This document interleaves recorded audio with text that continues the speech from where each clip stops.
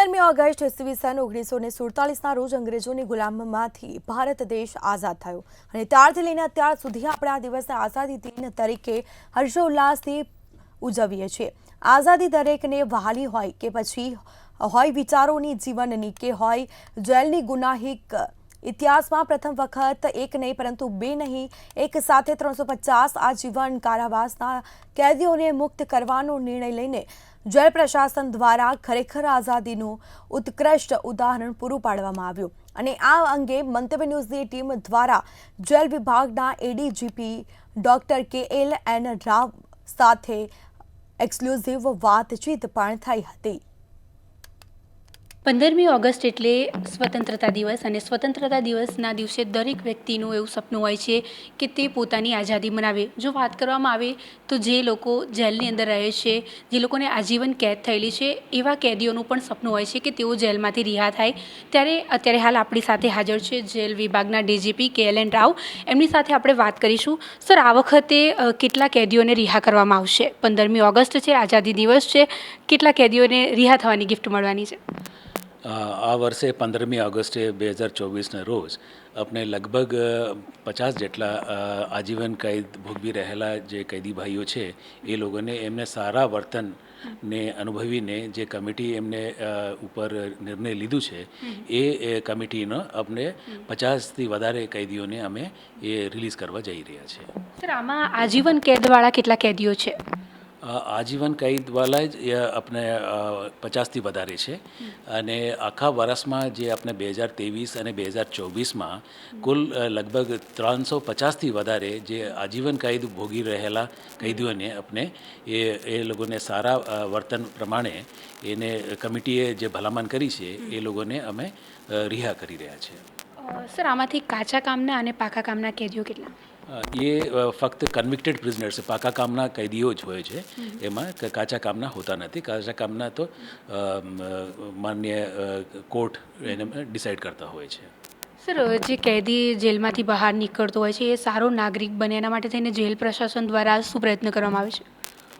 Jail પ્રશાસન દ્વારા ઘણી પ્રયત્નો આપણે કરી રહ્યા છે કે જેલમાં જે રહેલ કેદીઓ ભાઈઓ છે એમને જીવન સુધારે અને એમને સ્કિલ ડેવલપમેન્ટ કરવા માટે, એમને ભણવા માટે અથવા એમને ઓર્ગેનિક ફાર્મિંગ કરવા માટે યા કાર્પેન્ટ્રી કરવા માટે એ રીતનો ઘણી બધી સ્કિલ્સ એ લોકોને શીખવા માટે આપણે મોકા આપીએ છીએ અને એના ફલ સ્વરૂપે જ આપણે જાણીને આશ્ચર્ય થશે કે આપણા જે જેલ ભજીયા હાઉસ છે એ પ્રખ્યાત છે। એના લગભગ ટર્નઓવર 1 કરોડથી વધારે છે પર યર અને એ ઉપરાંત બરોડામાં આપણી પાસે એક પેટ્રોલ પંપ છે, એને દર મહિનાની જે ટર્નઓવર છે 2 કરોડથી વધુ છે અને એ ઉપરાંત આપણે કાર્પેન્ટ્રી છે, બેકરી છે, એ રીતે ઘણી વ્યવસાયો છે અને ઓર્ગેનિક ફાર્મિંગ પણ આપણે કરી રહ્યા છીએ। એ રીતે ઘણી બધી આપણી પાસે સ્કિલ ડેવલપમેન્ટના સાધનો છે, તેનાથી કેદી ભાઈઓને એમને રોજગારી મેળવવા માટે છૂટ્યા પછી પણ એ મદદરૂપ થાય એ દિશામાં પણ આપણે જુદા જુદા સ્કિલ્સમાં આપણે લોકોને તાલીમ આપીએ છીએ। સર, જે લોકો બહાર આવી જાય કરી શકે એવા ઓપન જેલના કેદી કેટલા? ઓપન જેલ માટે એક અલગ ક્રાઇટેરિયા હોય છે।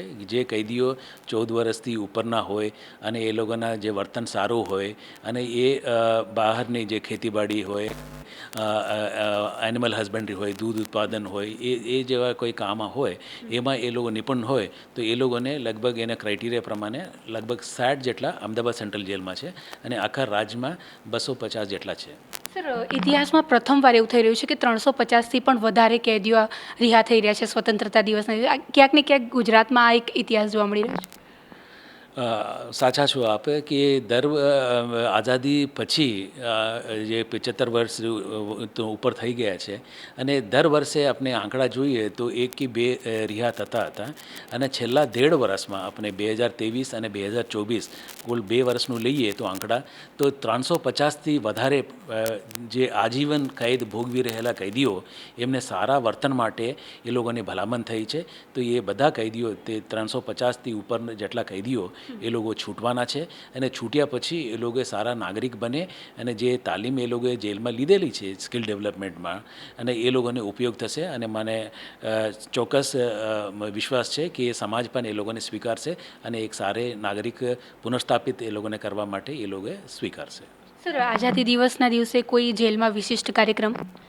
આ 15મી ઓગસ્ટે અમે એક નવી ઉમ્મીદ કરીને અમે સ્કીમ લોન્ચ કરી રહ્યા છે, જેમાં એને પ્રિઝનર્સ વેલફેર ફંડ, જે કૈદી ભાઈઓને જે વેલફેર ફંડ હોય છે એમાંથી એ લોકોને આમાં કૈદીઓ માટે જે 10મી અને 12મી કક્ષા ઉત્તીર્ણ થયેલા હોય એ લોકોને એક રોકડ ઇનામ આપવામાં આવી રહી છે પ્રથમ વખતે.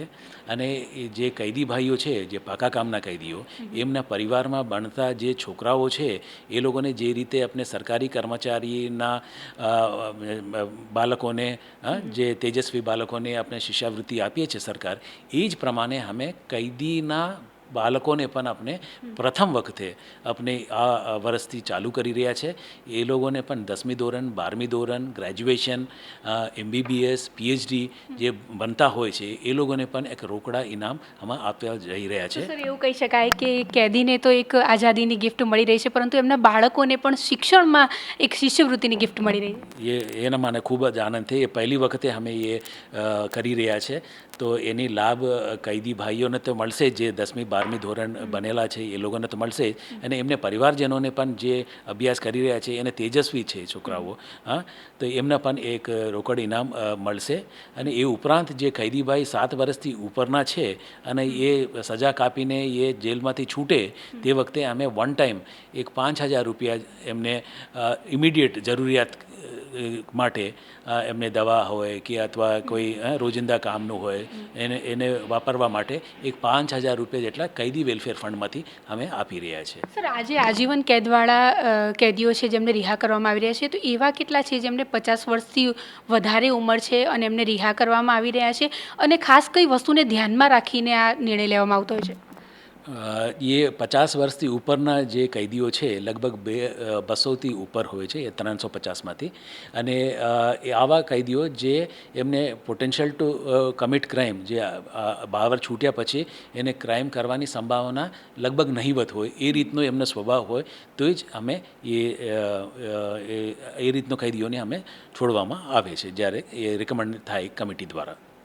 ચોક્કસથી. તો આ હતા ડીજીપી કેલેન રાવ સાહેબ, અને એમણે જણાવ્યું કે પ્રથમવાર ઇતિહાસમાં એવું થઈ રહ્યું છે કે 350થી પણ વધારે એવા આજીવન કેદના કેદીઓ છે તેમને આઝાદી દિવસના દિવસે જે છે તે રિહાઈ કરવામાં આવશે. ક્યાંક ને ક્યાંક આઝાદીની આ સૌથી મોટી ગિફ્ટ જે છે તે જેલ વિભાગ